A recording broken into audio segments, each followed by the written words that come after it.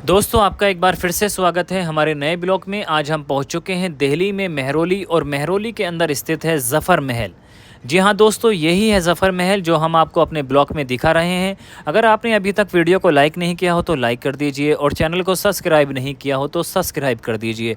दोस्तों अगर आप इस महल के दीदार करना चाहते हैं या इसको देखना चाहते हैं तो आपको आना पड़ेगा दिल्ली में मेहरौली, जहाँ पर क्या स्थित है हज़रत कुतुबुद्दीन बख्तियार काकी रहमतुल्लाह अलैह की दरगाह, और उन्हीं की दरगाह के बिल्कुल ठीक पास में स्थित है ज़फ़र महल, जिसको क्या हिंदुस्तान के मुग़ल अंतिम बादशाह बहादुर शाह ज़फ़र ने अपने निजी इस्तेमाल के लिए बनवाया था। आज हम अंदर की तरफ से दीदार कराएंगे किस तरह का ये महल दिखता है, और इसके साथ साथ दोस्तों क्या रहस्य है और बहादुर शाह ज़फ़र इस महल के अंदर क्यों दफन होना चाहते थे। इसी के अंदर मौजूद है मोती मस्जिद, जो कि हम अपने पहले ब्लॉग में दिखा चुके हैं। बहुत ही खूबसूरत और आलीशान मस्जिद भी इसी के अंदर बनी हुई है। वैसे तो इसकी देख रखाव के लिए यहाँ पर गार्ड रहते हैं, लेकिन फिर भी लोग नहीं मानते, चले जाते हैं और तरह तरह की गंदगी फैलाते हैं। दोस्तों आर्कियोलॉजिकल सर्वे ऑफ इंडिया जो कि इसकी देखभाल करता है, हमारे यूट्यूब चैनल के माध्यम से उनसे ये विनती है कि इस तरह के लोगों की एंट्री वहाँ पर नहीं की जाए, क्योंकि गंदगी बहुत ज़्यादा फैलाते हैं। शराब की बोतल्स और खाने पीने की चीज़ें अक्सर वहाँ पर पड़ी रहती हैं। दोस्तों बहादुर शाह ज़फ़र सन 1975 में जिनका जन्म हुआ था और 1862 ईस्वी में उन्होंने इस दुनिया से अलविदा कह दिया था, भारत के मुग़ल साम्राज्य के आखिरी शहंशाह थे और उर्दू के जाने माने शायर थे। जी हाँ दोस्तों, अंतिम मुग़ल बादशाह और उसके अलावा वह हिंदुस्तान के जाने माने शायरों में से एक थे। उन्होंने 1857 का प्रथम भारतीय स्वतंत्रता संग्राम में भारतीय सिपाही का नृत्य किया। युद्ध में हार के बाद अंग्रेज़ों ने उन्हें बर्मा यानी कि जो अब म्यांमार के अंदर है वहाँ पर भेज दिया गया, और हमारे प्रधानमंत्री नरेंद्र मोदी जी भी यहाँ पर विज़िट के लिए जा चुके हैं। और इसके अलावा दोस्तों और भी बड़ी बड़ी जानी मानी हस्तियाँ यहाँ पर जाती हैं बहादुर शाह ज़फ़र की मज़ार पर, जो क्या मौजूद है बर्मा के अंदर, म्यांमार के अंदर। बहादुर शाह ज़फ़र का जन्म 1775 में 1862 भारत में मुग़ल साम्राज्य के आखिरी शहंशाह थे। जब मेजर हडसन मुग़ल सम्राट को गिरफ्तार करने के लिए हुमायूं के मकबरे में पहुंचा, जहां पर बहादुर शाह ज़फ़र अपने दो बेटों के साथ छिपे हुए थे, तो उसने मेजर हडसन को स्वयं उर्दू का थोड़ा सा ज्ञान रखता था। जी हाँ दोस्तों, मेजर हडसन जो था वो जालिम जो था, उसको उर्दू उस टाइम आया करती थी।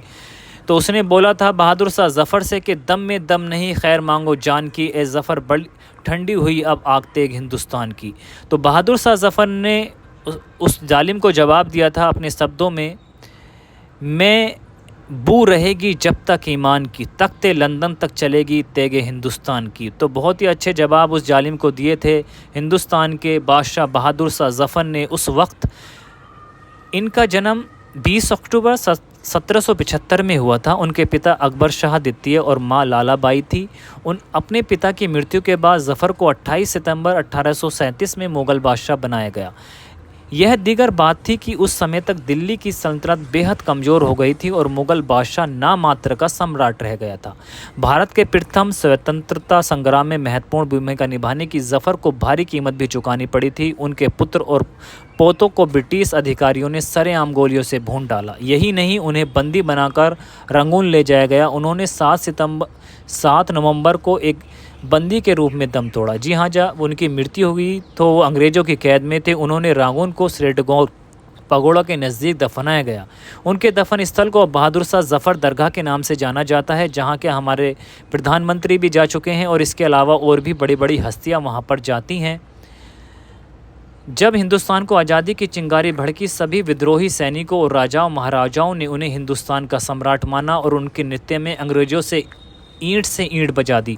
अंग्रेज़ों के खिलाफ भारतीय सैनिकों की बगावत को देख बहादुर शाह ज़फ़र का भी गुस्सा फूटा और उन्होंने अंग्रेज़ों के हिंदुस्तान से खदेड़ने का आह्वान कर डाला। भारतीयों ने दिल्ली और देश के अन्य हिस्सों में अंग्रेज़ों को कड़ी शिकस्त दी।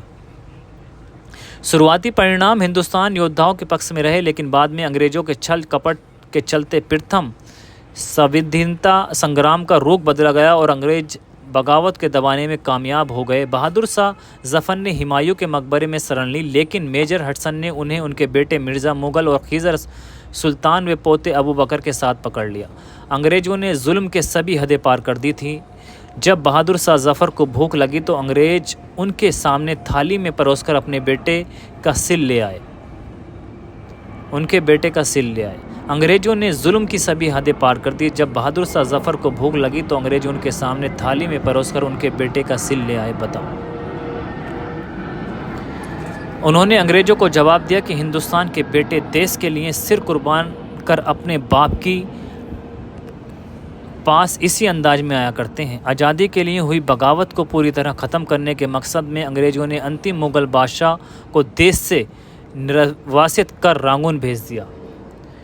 बहादुर शाह जफ़र सिर्फ एक देशभक्त मुग़ल बादशाह ही नहीं बल्कि उर्दू के मशहूर कवि भी थे। उन्होंने बहुत सी मशहूर उर्दू कविताएं लिखी, जिनमें से काफ़ी अंग्रेज़ों के ख़िलाफ़ बगावत के समय मची उथल पुथल के दौरान खो गई या नष्ट हो गई। उनके द्वारा उर्दू में लिखी गई पंक्तियाँ भी खूब मशहूर हैं। देश से बाहर रंगून में भी उनकी उर्दू कविताओं का जलवा जारी रहा। वहाँ उन्होंने हर वक्त हिंदुस्तान की फ़िक्र की। उनकी अंतिम इच्छा थी कि अपने जीवन की अंतिम सांस हिंदुस्तान। बहादुर शाह जफ़र जैसे कम ही शासक होते हैं जो अपने देश की महबूबा की तरह मोहब्बत करते हैं और कुएं प्यार की गली में जगह न मिल पाने की कशक के साथ परदेश में दम तोड़ देते हैं। यही बुनियादी फ़र्क था मूलभूत हिंदुस्तानी विचारधारा के साथ, जो अपने देश को अपनी माँ मानते हैं।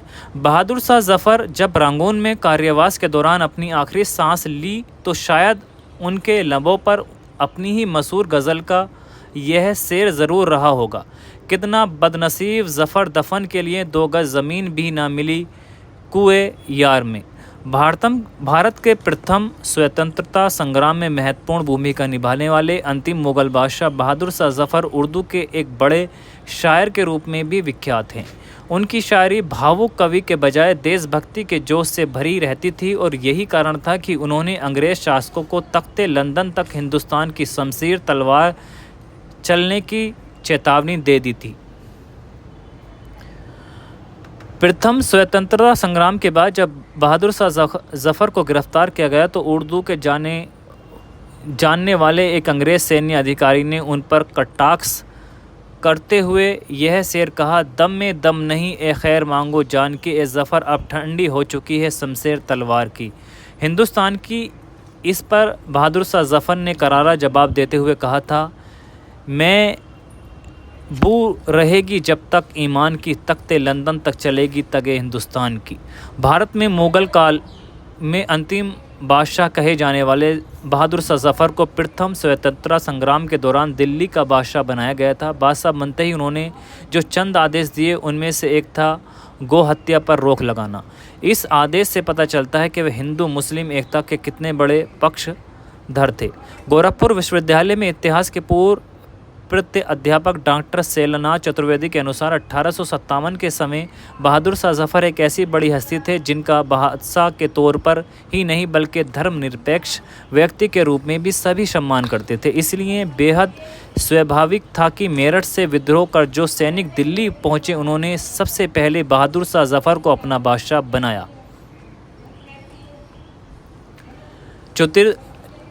चतुर्वेदी ने बातचीत में कहा कि जफ़र बादशाह बनने स्कैंतिक रूप से ब्रिटिश शासकों का एक संदेश था। इसके तहत भारतीय सैनिक यह संदेश देना चाहते थे कि भारत के केंद्र दिल्ली में विदेश नहीं बल्कि भारतीय शासक को सत्ता चलेगी। बादशाह बनाने के बाद बहादुर शाह जफ़र ने गौ हत्या पर पाबंदी का जो आदेश दिया वह कोई नया आदेश नहीं था बल्कि अकबर ने अपने शासनकाल में इसी तरह का आदेश रखा था। बहादुर शाह जफ़र ने महज इस आदेश का पालन फिर से करवाना शुरू कर दिया था। दोस्तों, उम्मीद करता हूँ कि ब्लॉग आपको पसंद आया होगा। पसंद आया हो तो वीडियो को लाइक करें और चैनल को सब्सक्राइब करें। Thank you for watching my YouTube video.